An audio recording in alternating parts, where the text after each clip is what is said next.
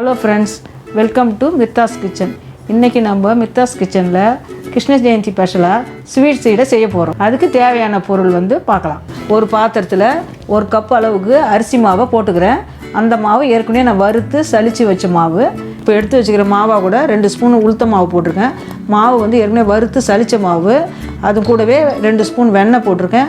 கொஞ்சமா எள்ளு போட்டிருக்கேன். அடுத்ததா ஸ்டவ் ஆன் பண்ணி ஒரு பேன்ல 3/4 கப்பு வெல்லம் எடுத்துருக்கேன்.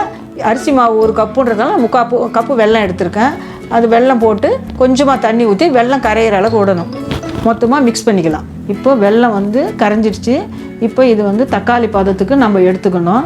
இந்த மாதிரி தண்ணி ஒரு பாத்திரத்தில் தண்ணி எடுத்து தண்ணியில் இந்த வெள்ளைப்பாகு விட்டு எடுத்து பார்த்தா அதுக்கு தண்ணி அதிரசத்துக்கு வர மாதிரி இருக்கக்கூடாது. இது கொஞ்சம் தக்காளி பதம் இந்த மாதிரி இருக்கணும். இந்த வெள்ளைப்பாகுலேயே ஏலக்காயை தட்டி போட்டுக்குங்க. அவ்வளோதான், நம்ம வெள்ளைப்பாகு ரெடி ஆகிடுச்சு. இதை மாவில் ஃபில்டர் பண்ணி ஊற்றி பிசைஞ்சிக்கலாம்.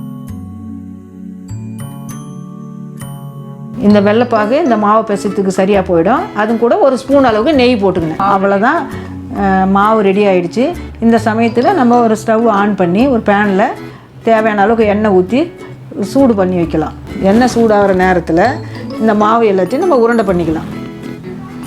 இப்போ எல்லா மாவையும் நான் உருண்டை பிடிச்சிட்டேன். உங்களுக்கு எந்த மாதிரி சைஸில் வேணும்னாலும் நீங்கள் உருண்டை பிடிச்சிக்கலாம். நீல வாக்கில் கூட பிடிச்சிக்கிறதுனா பிடிச்சிக்கலாம். எண்ணெய் சூடாகிடுச்சு.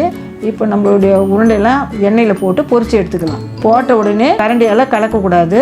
கொஞ்சம் நேரம் வேக விடணும். வெந்த பிறகு நம்ம கொஞ்சம் திருப்பி போட்டு கொஞ்சம் வேக விடணும். மிதமான தீயில் இருக்கணும். இப்போ எல்லாமே வெந்த உடனே சலசலப்பு எண்ணெயும் அடங்கிடும். அந்த டைமில் நம்ம எடுத்துடலாம்.